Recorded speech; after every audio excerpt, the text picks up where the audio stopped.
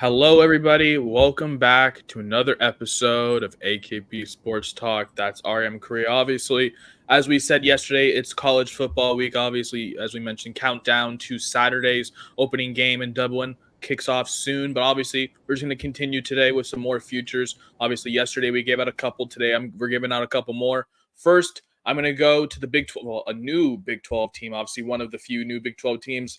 And I'm just hammering that over. Utah's team total over 9.5 wins, got it at minus 145. I know it's climbing up and climbing up. I think that team total might climb up to 10.5. I still even like it at 10 or 10.5 as well. I think it's just, you look at Utah's schedule and it is, I'm sorry for my language here. It is piss poor easy. Utah's schedule is piss poor easy. Out of the two games that are going to challenge them, which obviously are even better for them because they're early in the season, which means that they'll get out all those kinks early, so they'll improve throughout the season. They have to play OK State and Arizona back-to-back weeks, and Utah is already opening up as pretty much a slight favorite on the road at OK State. And then right now, obviously, a bigger favorite at home, but obviously with respect because at Rice-Eccles Stadium, it is hard to win at it anyways.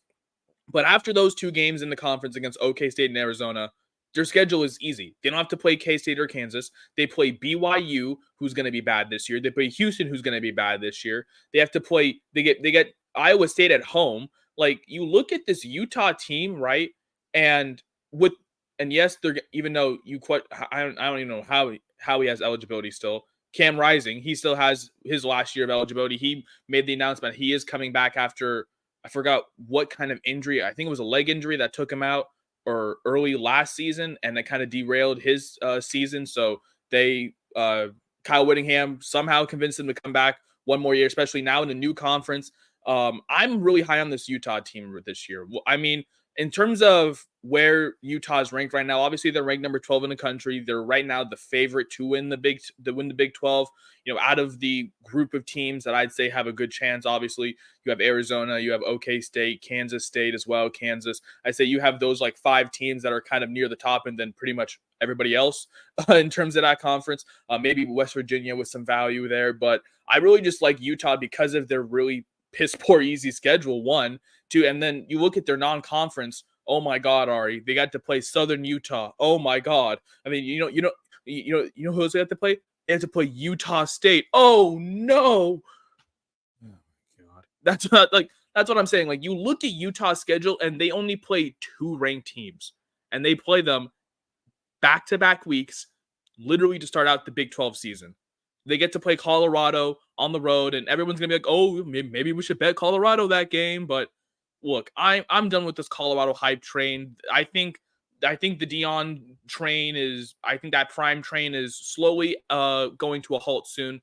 That's just my hot take right there. But I'm really high on this Utah team. They have a really easy schedule. Obviously, outside of those 2 games, against Oklahoma State and Arizona, obviously that's 10 wins that I think that they can get as well. Maybe they win one of those 2 games. Obviously, probably the one at home, so that makes them 11 wins. So I think you're getting that 9.5. Obviously, right now you're getting it at decent value there at minus 145. But I like it. I know if it's going to climb up to probably maybe 150, 160. So I would wait until it goes up to 10 to 10.5. Or if you get it, because I know with season entries, I know DraftKings, I know they like to do the whole number at 10. So if they go bump it up to 10, maybe I like it there as well. I think this is a really good team this year. I think, this is out of all the Big 12 teams, I think there are probably 2 or 3 that have a great chance to really make the college football playoff and obviously win. And I think Utah is definitely one of those teams, with just the fact that they obviously get Cam Rising back. They still have Micah Bernard in the backfield. And obviously the big get obviously was Dorian Singer, obviously coming from USC. The highly obviously, Ari, you remember him from his Arizona days. You've seen him before. He's a very talented wide receiver. Obviously, he was just pretty much in a crowded room at USC last year. And so now I think with pairing him with Cam Rising, with Utah, I think obviously we know Utah. Obviously, we always talk about how their defense is good. Obviously, last year their offense pretty much struggled because of the absence of Cam Rising, and now that they get him for a healthy year now, I think him with that with pairing up with Dorian Singer, they still have Bernard in the backfield. I am really excited to see how this Utah offense looks now in a Big 12, obviously Big 12 conference where obviously it's more offensive focus, even though they still have a pretty touted defense, against some teams. I know they play Arizona State, and I'm not really high on that Arizona State team this year as well. So I'm on Utah over 9.5 wins here. I think this is a great year for them to get that double-digit win once again, especially, just with their easy schedule in this conference and, with just the teams they face. So I'm taking Utah's team total over 9.5 wins there. I know that line is climbing. So if it climbs up all the way to maybe 10 or 10.5, I'd still take it there. Like I said, I'm really high on this team. I think they maybe get 11 wins as well, but I just am more confident that they get double digits here when the value is there. So I'm taking Utah team total over 9.5 as my another future that I'm giving out. And then if this one's a little interesting, you're gonna have to go find this one. Obviously, I think it's in the wins tab on DraftKings. You have to scroll all the way to FCS versus FBS, and we're taking the FCS teams. Obviously, like your Idahos and your North Dakota States and all those teams. We're taking just that whole like conference pretty much, or whatever you want to call it, that section of college football. We're taking them over 6.5 wins over the FBS teams this year. And as I commented, I really do. Yeah, like I said, in terms of teams making the play or the playoffs, Utah's a great team. Like I said, they're 10 or 11 win team. They are already preseason ranked number 12 according to the AP poll. And obviously it's the AP poll, so take it with a grain of salt. But still, they're still ranked as, one of those 12 teams that have already, clinched a playoff spot as of right now. Obviously, one is going to the group of 5. But I think Utah is a great backdoor team. So if there is, I don't know what their value is to make the playoffs right now in terms of what it is on DraftKings. But if it's some good value, I would definitely put some money on that with just how easy their schedule is. So I'm definitely gonna look that out and maybe give that out tomorrow potentially. But give it up. Going back to FCS teams, look, in terms of the upsets, we saw a lot of upsets, right? And the upsets have been a lot more common this year, especially whether it's within FBS or especially with FCS over FBS, especially with how some FBS teams are not as high quality, especially like your New Mexico's. And when you see some of those, when I was doing some win total inspecting, Ari, I saw Nevada's line at 3.5, and they play like these play. It's down to 2.5 now. Like when you see like those lines, like you just have to think, okay, their FCS team is gonna have to win one of those. So it's funny that that's the team that we saw when I was in Nevada last week. We were on the field and they came onto the field like right when we were leaving, and so it's just kind of funny to think that was them with the 2.5 win total. How about I say, yeah, Ari even got some front row view of how this Nevada Wolfpack team is going to be in the Mountain West, already not a strong conference as well. But obviously the thing about, this total is that, we don't have to depend on just, the first 3 weeks because, everyone thinks, after the first 2 weeks when all the FCS teams, play all the FBS teams, they just go play all the other FCS teams. But, obviously as the season goes on, there's a few games where you kind of circle, and you're thinking, well, maybe something could happen. Like, obviously, you got to take it with a grain of salt, but Florida Atlantic's not that great of a team this year. Obviously, I'm not really high on them. And, who knows, maybe Wagner can pull off, a miracle. Who knows? But I know Idaho, I think they play Wyoming this year. And I know I'm really high on this Idaho team in the FCS. They have really improved. I think they're like the 4th or 5th best team in the FCS. Already week 1, we already have an FCS team favored super heavily over an FBS team. But I've never seen this line before. Obviously, I'm going to talk about it more later in terms of my play in that game. But Montana State, obviously one of the better FCS teams, they're already favored over New Mexico on Saturday. So that's already one win right there. So if you want to just keep count of the wins, that's already one, and we need 6 more after that. And, you go into like the true week 1, and you look at the slate, and there are so many opportunities for an FCS team to win. You just look at all these, teams that are, kind of struggling, like San Jose State, who I'm not really high on, and they play a good Sacramento State team in the FCS. So, is that 2 wins? And then I know North Dakota State plays Colorado.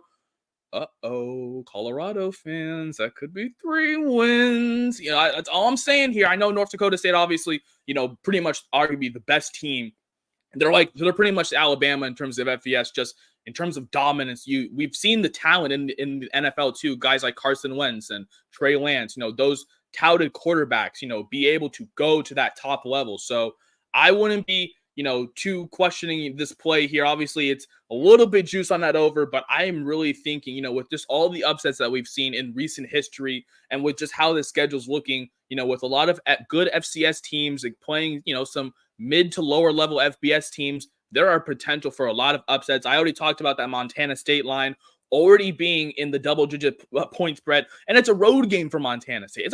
It's a road game. They're going to New Mexico and their FCS team. If you're on that New Mexico team total over, I'm sorry, because it's going to be a rough year for the Lobos. I'm telling you that much right now. But that's what I'm talking about when you just see that value there. Like I said, I know that Colorado line, I think, has decreased down to 9. I know it was like near 11.5, but I know that line's going down as well. So, there's a lot of potential for just massive upsets just because of, just the coaching carousel per change as well with this offseason. A lot of new coaches and a lot of new places, a lot of new players in a lot of new places. So, obviously, it takes time to adjust to that. So, obviously, there's a lot of value for, these FCS teams that maybe have been stuck together for a little while. Obviously, a lot of them not really leaving potentially or going up to the FBS level. A lot of players not really making that jump unless they're obviously like top 1 or 2 and they get some great recruits, obviously. But I'm thinking that this FCS squad, obviously, with teams like North Dakota State, South Dakota State, I'd even mention them. They play obviously it's OK State, but obviously South Dakota State still a great team in the FCS. So I think that spread is going to be a lot closer than people think. I already talked about Montana State. Idaho is a potential team. When you look at these matchups against, teams like Nevada or San Jose State or, New Mexico or these, lower FBS teams that are, already predicted to be struggling throughout the season, I'm really low on them this year. And I think that the FCS, really takes some rise in here. And I think as a group, I think they can get 7 wins on this season over the FBS teams. Obviously, we've been talking about how, just there's been so many upsets in recent years. And I think that trend continues with this. I think it's just a little fun play that I found that I think is a great find. And I think with the value here, with just, we need 7 wins with over 100 games. And it's just crazy. And obviously you think like, oh, you just need 7 wins and, that's fine. And obviously most of these FCS teams are going to be huge to massive underdogs. So don't be taking every single FCS team to win because you're probably going to lose your money faster than you're making it. But I really just think, when you see those closer lines, maybe anything lower than 8 or anything lower than 9, honestly, I think is a great shot, obviously. Or when you have reverse line movement, like when you have Montana State being huge favorites, I think that's a great time to just hammer the FCS team in that situation. So those are my 2 season college football futures. As I continue to give out more and more, I'm going to give out a couple more tomorrow, but I wanted to give out these 2 today. Just to get some good value on them with the Utah team total over 9.5. Like I said, if it does come up 10 or 10.5, I still like it there. But I got it at 9.5 over the weekend at -145. And then the FCS teams, I like them as a group to win 7 games over the FBS teams throughout the season. I got it at -120. Like I said, there's over 100 games. You can look it up online. They have, I think NCAA has a tally of every single game each week of, which FCS team is playing which FBS team. That's where I found, a lot of value on some of these teams that, obviously there's no line, but like I said, there's already a line for Montana State and they're already 10 and 10.5 point favorites against a team like New Mexico, who is going to be really bad this year. So, when you see those lines and they're getting around 9 or 8 in terms of FCS teams being underdogs or whatnot, there's a lot of value there. So I really am high on this FCS team as a FCS group as a whole unit, getting 7 wins over the FBS teams this year in terms of college football. Those are my 2 I'm giving out today. I'm going to come back tomorrow and give you some more. But all right, I know you're itching out to give another one. What have you cooked up? What are you giving out on this Tuesday?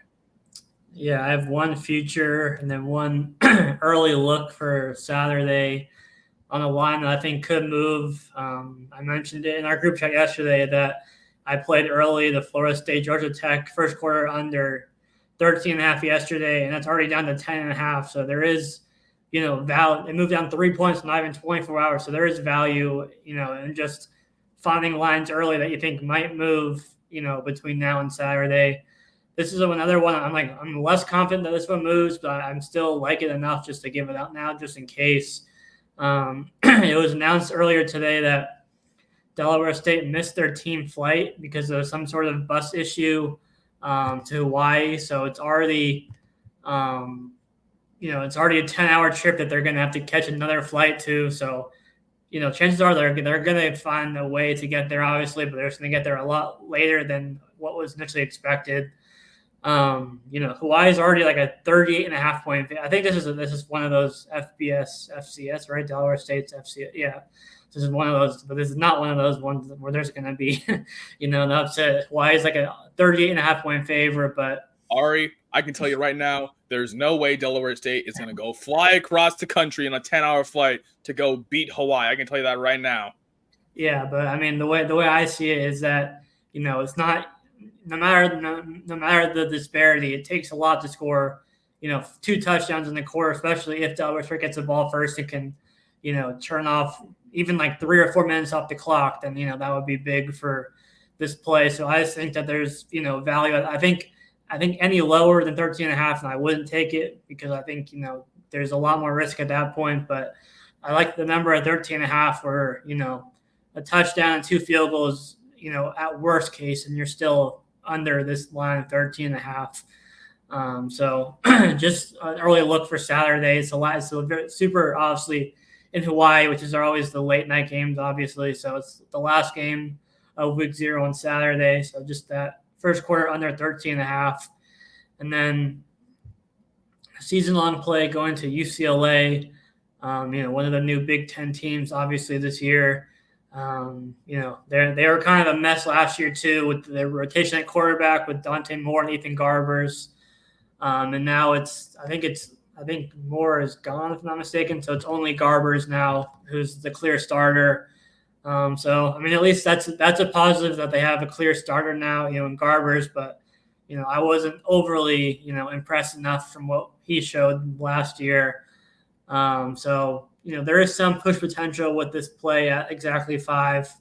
Obviously, I'd prefer it to be at 5.5, but, that would be super, super juiced. And it's already, under 5 at minus 135. But just looking at their schedule, I mean, they start off at Hawaii, speaking of Hawaii, which Hawaii is already UCLA is a 13.5 point favorite, but, it's in Hawaii, so it's a long travel. So, I think UCLA probably give you an update right now. That line did drop to 13. Oh, well, that's something. UCLA probably wins it, but I think, long travel, first game of the season, there's at least, it could get weird in the late night Hawaii game, late night Saturday, especially since Hawaii will have a game under their belt this weekend. So, that helps them in a way. But, we'll just give them the win in that game just for the purpose of the bet. And then they host Indiana, which I think, I think both teams are kind of projected similar, maybe Indiana a little bit better, whatever you want to say. Let's just give them the loss there. And then they have 3 straight at LSU and then home against Oregon at Penn State. So I think that could be a 1-4 start right there. I think even if they give them a win against Indiana, they're going to lose. They're going to probably get crushed, all 3 of those at LSU and Oregon and Penn State. They host Minnesota, which is kind of a toss-up. They go at Rutgers, which, I gave Rutgers that one with how much I like Rutgers this year. At Nebraska, home against Iowa, at UW, which is a toss-up, I would say. Home against USC, which I think USC wins that. So I think at least kind of, at first glance, that's losses against LSU, Oregon, Penn State, at Rutgers, and then probably USC. So that's 5 losses right there. So then you have 7 other games where they have to win essentially 6 of the 7, where they have to win. That's 5 losses. So that would be 7-5 if they hypothetically won the rest of their schedule. I think that they could easily lose, to an Iowa team that's going to test them on both lines. Even though I'm not big on the Huskies, I think the Huskies at home, could beat them in that game. At Nebraska could be a tough one. So there's, besides those 5 losses I see right away, there's, several other games I think could easily be lost as well. and we just need essentially 2 of those games to be lost to at the very least push. Obviously we want to win it, so 3 more for them to be 4-8, to go under this line at 4-8, or even 3-9. And if they start, let's say they lose Indiana game and then they lose the next 3 and they start 1-4. You start 1-4 and you get you're losing confidence early heading into the games that are on paper toss-ups.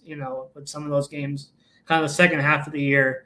So I think this with the way the schedule lines up, with the way that they have their toughest games for the most part in the first month and change of the season, could lead to them kind of losing confidence down the stretch, where games that look like toss-ups right now, they could be 5, 6, 7-point underdogs going to that game based on how they're looking the first half of the season or so.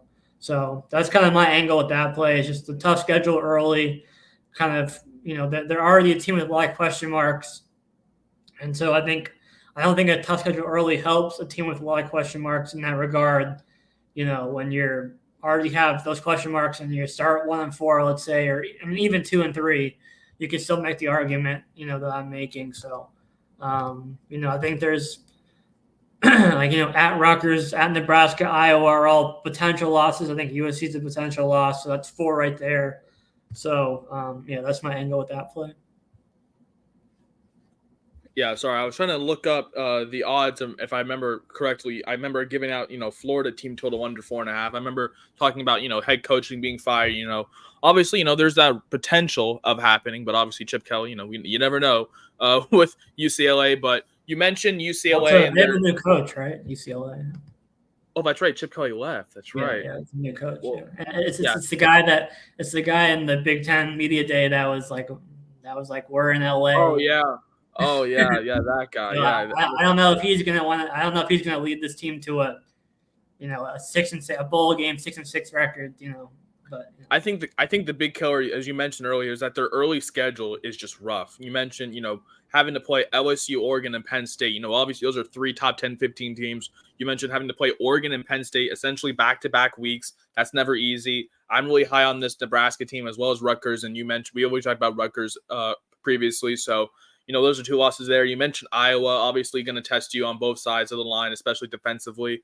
I mean, you mentioned, even though we're not the highest team on, UW, obviously they play a lot better at home, just in their history. UCLA, I don't know if they do well on the road. And then you mentioned, obviously, in that, road game for USC, even though obviously it's at the Coliseum. So, I do think that those are some impactful losses right there, as we just point them out early. I do like that for you as well. You mentioned, Dante Moore transferring to Oregon, was a little bit of a surprise, but as you mentioned, just with all of the change with UCLA in terms of their coaching and everything. Now going back to Garbers, I wasn't really the most confident guy on with Garbers as well. Obviously UCLA, they were really stout on their defense with just their pass rush as well. But obviously those guys left for the draft, and it's a new system, obviously new coaching team there. And I think in their first year in the Big Ten, I think they struggle a little bit out the gate. And obviously not a team a lot of people are high on as well. So I do like that UCLA team total under 5 wins right there. Obviously we do like it under 5.5 for that push, not for that push potential, but obviously, we're kind of just more banking on the fact they finished 4-8, or hopefully, if we do get our money back 5-7. But I think UCLA struggled with, just how hard their schedule is out the gate. You mentioned, after Hawaii, it's not really the easiest. They got to play Indiana, and then obviously after that they play, the 3 teams I mentioned: LSU, Penn State, and Oregon. So obviously those are, I say 3 losses right there. So that's probably 2 and 3 to start out your season. And then Minnesota, you mentioned, is a toss-up.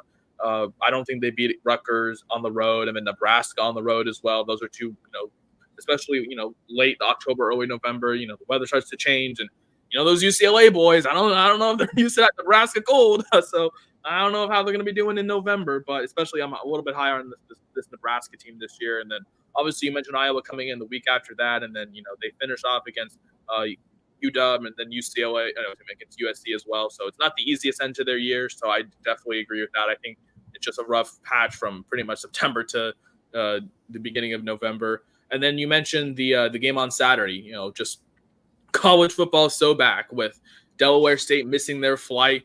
Obviously, it's 10 hours from Delaware to Hawaii, so obviously they got to Obviously, it's a long flight, but you mentioned obviously, it's impactful for the team obviously because they take that day to at least get adjusted to the climate. 1, 2, the layover because obviously it's a long flight, so it's across the country and obviously going all the way to Hawaii. And the time change too, obviously. Yeah, I was about to say the last thing, the time change as well. If the game is what at like it's at 9 o'clock. It's at 9 o'clock Pacific, which is 6 o'clock Hawaii time, which is midnight on the East Coast. So it's obviously a 6-hour difference. So it's gonna feel like I feel so bad for all those Delaware State fans. They're gonna be watching that game at midnight. They're not gonna know who's winning. They'll be down by 30 at halftime. They'll go to bed. Oh my goodness, it's gonna be rough. That's gonna be like the new Pac-12 after dark. Exactly. Hawaii at 8:59 start time on the West Coast for Hawaii. Oh, I missed those start times. But here we go again on Saturday. I think at the gate you mentioned Hawaii. I think they, it's hard to get 2 touchdowns, in the first half. I think both teams really struggle, just especially, with the first game for Hawaii. Yeah, first quarter. Oh, excuse me. Yeah, first quarter. Sorry, not first half, but first quarter. I think both teams struggle out the gate. You mentioned Delaware State, obviously 1 flying across the country. 2, they missed their flight, so they have to adjust on a quicker schedule than they were hoping for. So, I think they maybe start that first quarter a little bit slow as well. I mean, Hawaii, obviously, not really not a team that really gets out strong. Obviously, and they really like to, in terms of, they obviously they have some good throwers from the past, but in terms of this year, I think they're more heavily targeting their defense. And I think, especially against a Delaware State team that we know is not going to win this game, I think Hawaii, maybe gets 1, and then, because I think a lot of these teams, they do play a lot. They do play a lot closer in the first quarter, but I don't think it'll definitely help if Delaware State gets the ball first and can, burn at least a few minutes off the clock just to help a little bit. I mean, I think it's hard for Hawaii to score 2 touchdowns in the first quarter, barring, one of them is barring they have some, 80-yard touchdown or whatever. Obviously, that completely changes it. But I think they're going to use this game as more of a test. They're a 40-point favorites. They're not going to do what they're going to do against UCLA in terms of play calling and all that against Delaware State. I think they're going to be a little bit more conservative, and especially early in the first game of the season. Yeah, pretty much. Probably a lot more conservative. I think the big winner for us would probably be if Delaware State gets the ball and they just run that clock down. Obviously, a long drive, maybe 6-7 minute drive. Like a field goal, like a 6-minute field goal drive, and that'll be it. Yeah, exactly. That'll definitely be the winner right there for us. I definitely like that play first quarter under 13.5 points, just basically not having 2 touchdowns in that first quarter. I think both teams, especially with Delaware State and their offense, I don't think their offense is supposed to be really anything to be scared of this year. And then obviously Hawaii, I think, they take the time with their clock as well. So I think those are 2 plays, obviously 1 for this Saturday, 1 as a future on the season, and both the minor futures as well with Utah's team total over 9.5 wins. And then the FCS group, I have them as a collection getting 6.5 wins over all the FBS teams this season. As I said, you can find all 4 of these plays once again on our Twitter below AKP Sports Talk. But once again, obviously, we're just counting down the days to Dublin, obviously, with Florida State and Georgia Tech. That game kicks off at 9 a.m. Pacific, 12 p.m. Eastern, 6 a.m. in Hawaii for all you Hawaii fans out there. That's one of those early games for you. But obviously, it's going to be a lot of fun, obviously. We're continuing tomorrow with giving out some more futures, obviously, as we continue to Friday, where we have our finalized plays for the weekend, especially kicking off the exciting week 0 that we've been all waiting for. But that's going to do it for this episode of AKP Sports Talk. That's Ari. I'm Korea. We'll be back tomorrow with some more college football futures. Peace out, and we will see you guys tomorrow.